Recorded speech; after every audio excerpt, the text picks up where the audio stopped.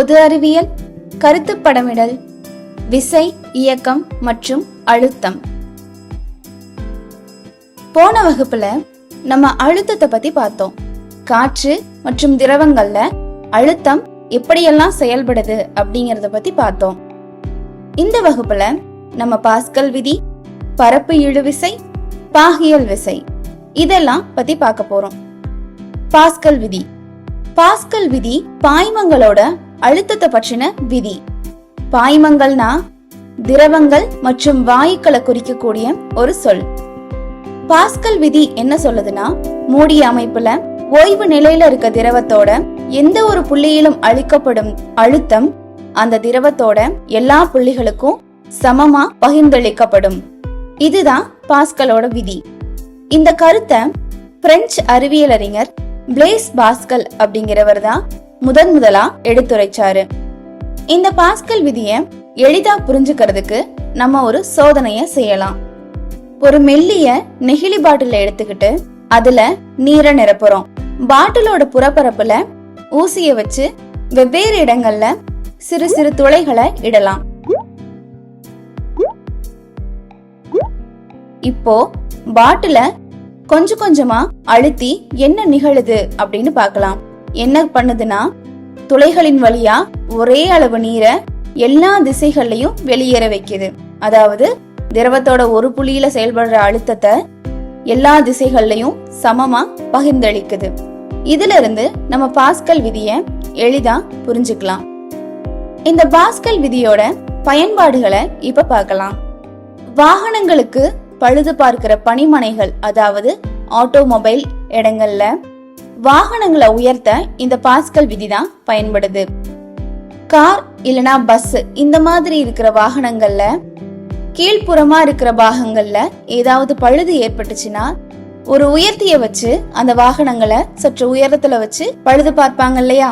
அப்படி இந்த வாகனங்களை உயர்த்துறதுக்கு பயன்படுற நீரியல் உயர்த்திகள்ல இந்த பாஸ்கல் விதி தான் பயன்படுது. இந்த நீரியல் உயர்த்தி, அதாவது ஹைட்ராலிக் லிப்ட்ல இந்த பாஸ்கல் விதி எப்படி பயன்படுதுன்னு இப்ப நம்ம பார்க்கலாம். படத்துல இப்ப உங்களுக்கு காமிச்சிருக்கோம் இல்லையா? இந்த மாதிரி தான் அந்த ஹைட்ராலிக் லிப்ட் இருக்கும். சிறிய திறப்பு கொண்ட ஒரு வழி இருக்கு இல்லையா?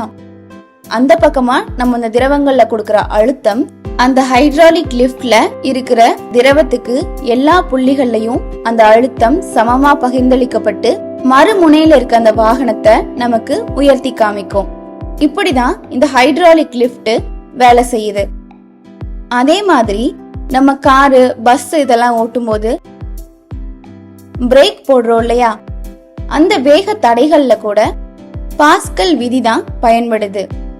இந்த பாஸ்கல் விதியின் அடிப்படையில செயல்படுற வேக தடைகளை ஹைட்ராலிக் பிரேக் அப்படின்னு சொல்லுவாங்க. ஹைட்ராலிக் பிரேக் எப்படி செயல்படுதுன்னா, இப்போ உங்களுக்கு படத்துல காமிச்சிருக்க மாதிரிதான் ஹைட்ராலிக் பிரேக்கோட சிஸ்டம் இருக்கும். பிரேக் பெடல்ல நம்ம கொடுக்கிற அழுத்தத்தினால அந்த மாஸ்டர் சிலிண்டர்ல நிரப்பப்பட்ட திரவம் ஒரு அழுத்தத்துக்கு உள்ளாகுது. அந்த அழுத்தம் மாஸ்டர் சிலிண்டர்ல இருக்க திரவங்களுக்கு சமமா பகிர்ந்தளிக்கப்பட்டு பிரேக் சிலிண்டருக்கு அந்த திரவம் போகுது. பிரேக் சிலிண்டர்ல இந்த திரவத்தோட அழுத்தம் இருக்கிறதுனால அது டிஸ்க் பிரேக்க, அதாவது சக்கரத்தோட ஒன்றி இருக்கிற அந்த டிஸ்க் பிரேக்ல ஒரு உராய்வை உண்டாக்கி வண்டி நிக்கிறதுக்கு உதவி செய்யுது. அது மட்டும் இல்லாம பஞ்சு இல்லனா ஆடைகள் மிக குறைவான இடத்தை அடைச்சு கொள்ற வகையில அதெல்லாம் அழுத்தப்பட்ட பொதிகளா மாத்துறதுக்கு நீரியல் அழுத்தி பயன்படுது, அதாவது ஹைட்ராலிக் பிரஸ். இதுவும் பாஸ்கல் விதியின் அடிப்படையில தான் செயல்படுது. ஒரு புறமா நம்ம கொடுக்கிற அழுத்தம் மறுபுறத்துல இருக்க அந்த துணிகள் மேல செயல்பட்டு அவற்றை அழுத்தப்பட்ட பொதிகளா மாத்தி மிக குறைவான இடத்தை அடைத்துக் கொள்ற வகையில அத பண்டலா மாத்துது. அடுத்ததா பரப்பு இழுவிசை, சர்ஃபேஸ் டென்ஷன்.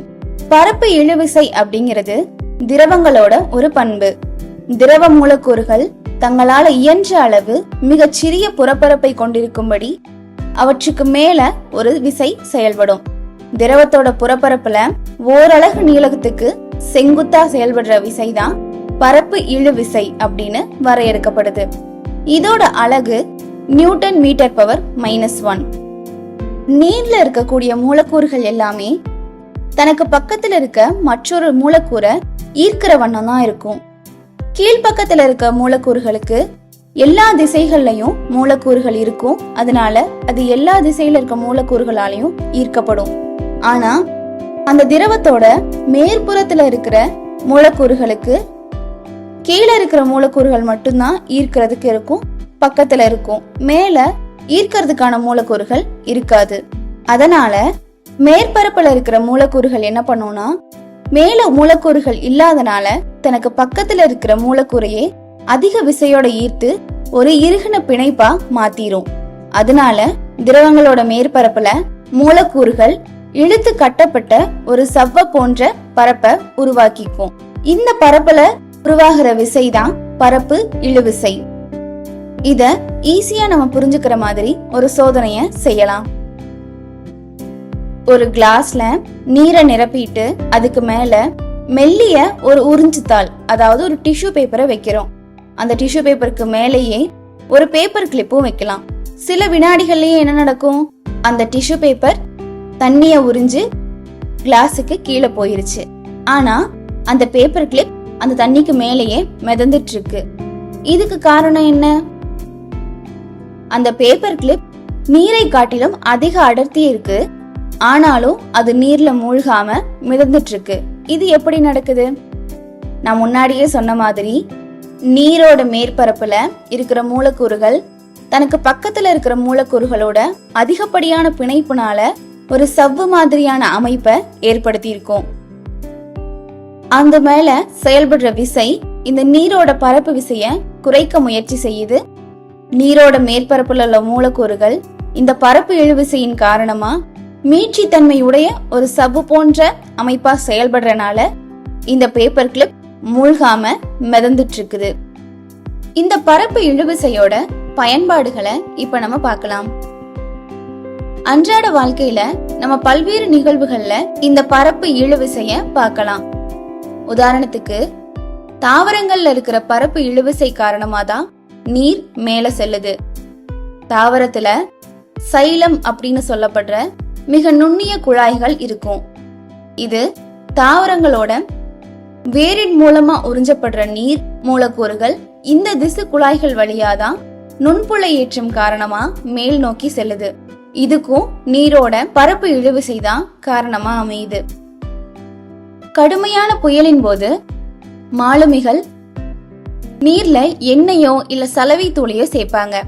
அதுக்கு என்ன காரணம்னா, புயலின் போது கடல் பரப்பு அதிக அலைகளை ஏற்படுத்தும்.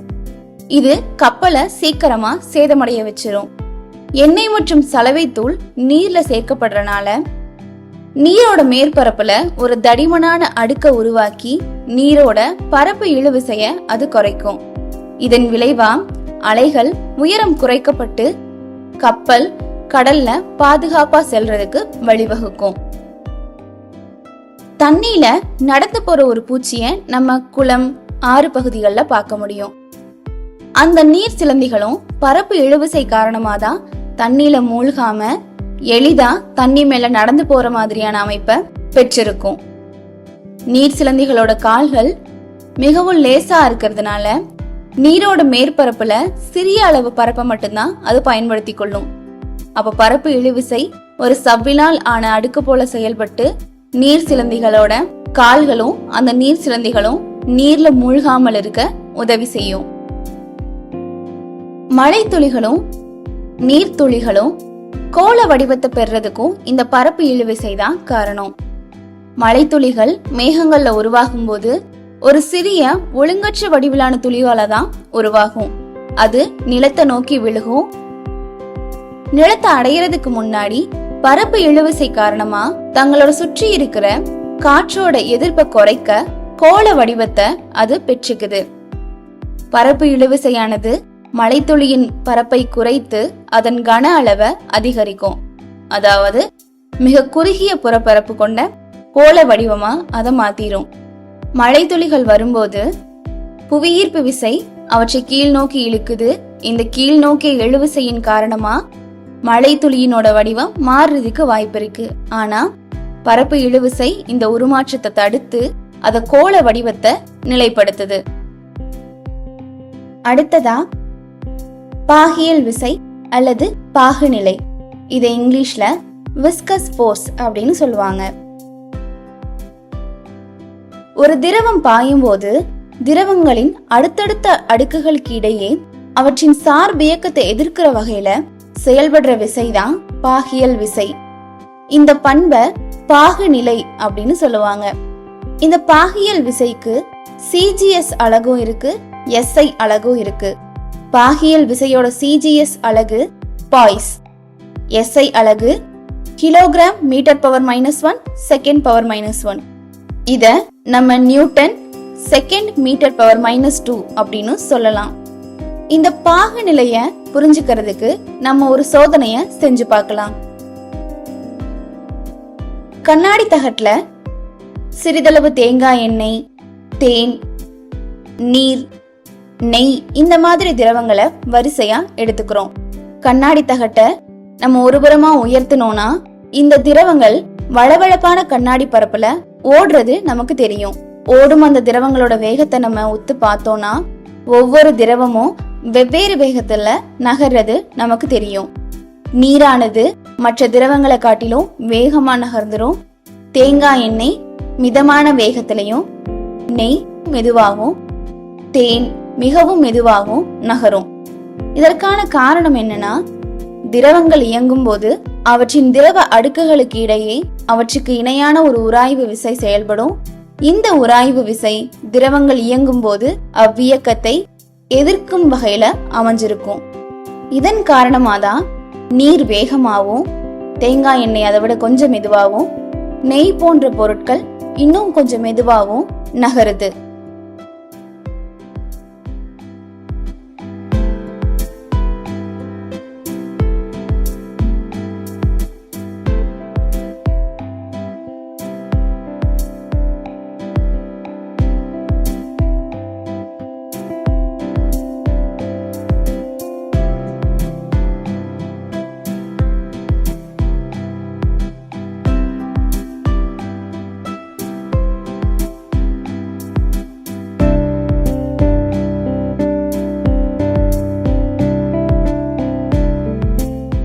இந்த வகுப்புல நீங்க கத்துக்கிட்ட கருத்துக்கள் எல்லாம் உங்களுக்கு புரிஞ்சிருச்சா?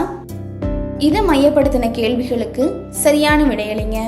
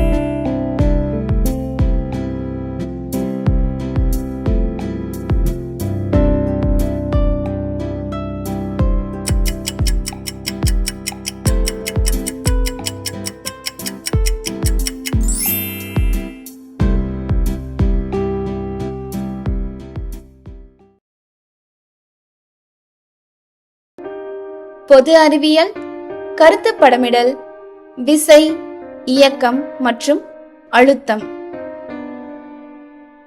இந்த வகுப்புல நம்ம ஈர்ப்பு மையம், சமநிலை இந்த 2 கருத்துக்களை பத்தி பார்க்கலாம். ஒரு அட்டையை எடுத்து அந்த அட்டைய நம்ம கையோட ஏதாவது ஒரு விரல்ல நிலைப்படுத்தி பார்க்கிறோம். அட்டை நிலையா நிக்காது. ஆனா அட்டையோட ஒரு புள்ளியில விரலை வச்சோம்னா அந்த அட்டை கீழே விழாம நேரா இருக்கும். காரணம், நம்மளுடைய விரல் அந்த அட்டையோட ஈர்ப்பு மையத்துல கரெக்டா இருக்கும்போது அந்த அட்டை கீழே விழுகாம பேலன்ஸ்டா நிற்கும். இதுல இருந்து நம்ம என்ன சொல்லலாம்னா, எந்த புள்ளியில ஒரு பொருளோட எடை முழுவதும் செயல்படுதோ அந்த புள்ளி தான் அப்பொருளோட ஈர்ப்பு மையமா இருக்கும். புவியீர்ப்பு விசை, அதாவது நிறை கூட செயல்படுற புவியீர்ப்பு விசை தான் எடை. அது எப்பவுமே பொருளின் ஈர்ப்பு மையம் வழியாதான் செயல்படும். ஒழுங்கான வடிவம் கொண்ட பொருட்களோட ஈர்ப்பு மையம் எப்பவுமே அதோட வடிவியல் மையத்துல தான் இருக்கும், அதாவது நடுப்புள்ளியில தான் இருக்கும். ஒரு செவ்வகத்தோட நடுப்புள்ளியை நம்ம எப்படி கண்டுபிடிப்போம்? அத பக்கவாட்லையும் மேலையும் கீழையுமா 2ஆ மடிச்சு அந்த நடுப்புள்ளிய நம்ம கண்டுபிடிக்கலாம். அந்த புள்ளி தான் அந்த செவ்வகத்தோட ஈர்ப்பு மையமா இருக்கும். அதே மாதிரிதான் முக்கோணம், வட்டம், வளையம் இந்த வடிவங்களுக்கும் நம்ம வடிவியல் மையம், அதாவது அதோட ஈர்ப்பு மையத்தை கண்டுபிடிக்க முடியும். இப்போ ஸ்கேலை எடுத்துக்கோங்க. அத ஒரு தாங்கியின் மேல ஈர்ப்பு மையத்தில் நிறுத்தணும்னா அது சமநிலையில நிற்கும். ஆனா வேற எந்த ஒரு புள்ளியில அதை நம்ம தாங்கியின் மேல வச்சாலும் அது நிலையா இருக்காது, கீழே கவிழ்ந்துரும். அளவுகோல் ஒரு ஒழுங்கான வடிவம். அதோட ஈர்ப்பு மையம் நமக்கு கண்டுபிடிக்கிறது ரொம்ப ஈஸி. ஆனா ஒழுங்கற்ற பொருட்களோட ஈர்ப்பு மையத்தை நம்ம எப்படி கண்டுபிடிக்கிறது? அதுக்கு ஒரு சோதனையை நம்ம செஞ்சு பார்க்கலாமா? ஒழுங்கற்ற வடிவமுடைய ஒரு அட்டையை எடுத்துக்கலாம். ஒழுங்கற்ற வடிவமுடைய அட்டையில 3 துளைகளை போட்டுட்டு ஒரு துளைய தாங்கியில நம்ம மாட்டி விடுறோம். அதே நேரத்துல தாங்கியிலிருந்து அட்டையின் மேல் புறமா விழுற மாதிரி அந்த ஊசல் குண்ட ஒரு நூல்ல நம்ம கட்டி தொங்க விடுறோம். அந்த அட்டையின் மேல குண்டு நூலோட நிலைய நம்ம குறிச்சுக்கலாம். அதே மாதிரி மற்ற 2 துளைகள்லையும் அந்த தாங்கிய மாட்டி அந்த ஊசல் குண்டோட நூலின் நிலைய நம்ம குறிச்சுக்கிறோம்.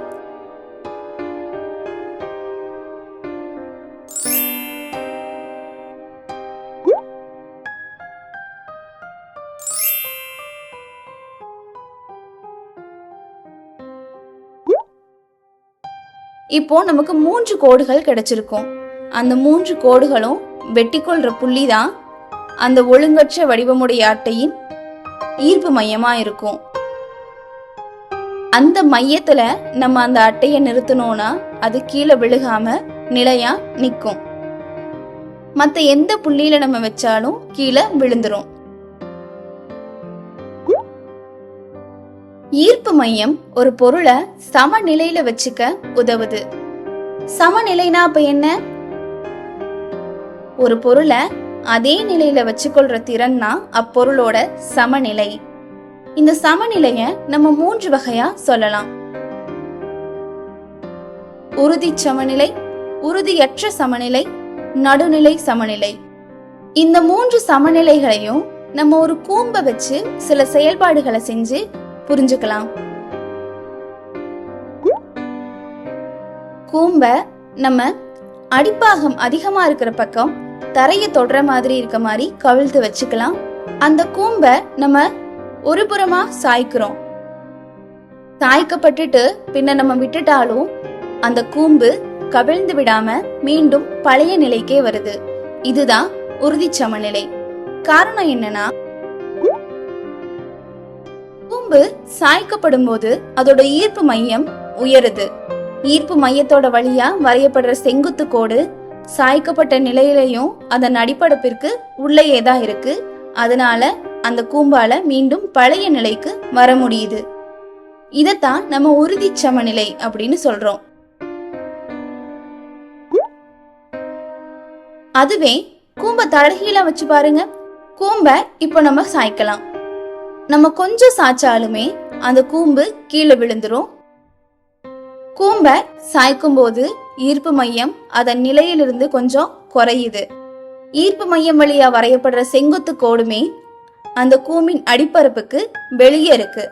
அதனால கூம்பு தன்னோட பழைய நிலைக்கு வர முடியல. இததான் நம்ம உறுதியற்ற சமநிலை அப்படின்னு சொல்றோம்.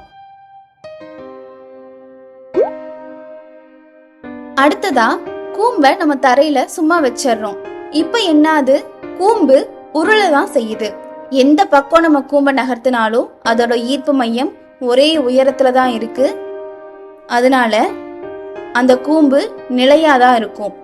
இததான் நம்ம நடுநிலை சமநிலை அப்படின்னு சொல்றோம். அப்போ இதுல இருந்து சமநிலையில இருக்கணும்னா அதற்கான நிபந்தனைகளை நம்மளால சொல்ல முடியுமா? ஈர்ப்பு மையம் குறைந்த உயரத்துல அமைக்கப்பட்டுச்சுன்னா அந்த பொருள் எப்பவுமே சமநிலையில இருக்கும். பொருளோட அடிப்பரப்பு அதிகரிக்கப்பட்டுச்சுன்னா அது உறுதி சமநிலையில இருக்கும். ஒரு பொருளோட அடிப்பகுதி கனமா இருக்கும் போதும் ஈர்ப்பு மையம் கீழேயே இருக்கும். இதனால அந்த பொருள் நிலையாவே இருக்கும். அடிப்பாகம் அகன்றதா அமையும் போதும் பொருள் நிலையாதான் இருக்கும். இந்த ஈர்ப்பு மையமும் சமநிலையும் நமக்கு நிறைய நடைமுறை பயன்பாடுகள்ல தேவைப்படுது. அதற்கான சில உதாரணங்களை இப்ப நம்ம பார்க்கலாம். சொகுசு பேருந்து, பயணிகள் விமானம், கப்பல்களோட அடிப்பகுதியில பொருட்களை வைப்பதற்கான அறைகள் அமைக்கப்படும். இதன் மூலமா அவற்றோட ஈர்ப்பு மையத்தின் உயரம் குறைக்கப்பட்டு சமநிலை அதிகரிக்கப்படும். 2 அடுக்கு பேருந்து, அதாவது டபுள் டெக்கர் பஸ்ல எல்லாம் பாத்தீங்கன்னா 2வது அடுக்குல மேல ஒரு அளவுக்கு மேல பயணிகளை ஏத்த மாட்டாங்க. காரணம், கீழே இருக்கிற பயணிகளோட எடையை விட மேல இருக்க பயணிகளோட எடை அதிகரிச்சிருச்சுன்னா அந்த பேருந்தோட சமநிலை பாதிக்கப்படும் அப்படிங்கறதுனாலதான். இதன் காரணமாதான் பந்தய கார்கள் உயரம் குறைவாகவும் அகலமானதாகவும் தயாரிக்கப்படுது, அவற்றினுடைய சமநிலை அதிகரிக்கிறதுக்காக. மேசை விளக்குகள், மேசை காற்றாடிகள் போன்றவற்றோட சமநிலையை அதிகரிக்கிறதுக்காக தான் அவற்றினுடைய அடிப்பரப்பு அகலமானதா தயாரிக்கப்படுது. நம்ம எல்லாருமே தஞ்சாவூர் பொம்மைய பார்த்திருப்போம். அது எப்படி கீழே விழுகாம மெல்லிய அலைவு போன்ற நடனத்தை தோற்றுவிக்குதுன்னு தெரியுமா? தஞ்சாவூர்ல களிமண்ணால செய்யப்படுற பழமை வாய்ந்த பாரம்பரிய பொம்மை.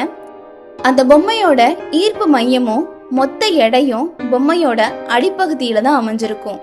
இதன் காரணமாதான் அந்த பொம்மை மிக மெல்லிய அலைவுடன் ஒரு நடனம் போன்ற தொடர்ச்சியான இயக்கத்தை தோற்றுவிக்குது.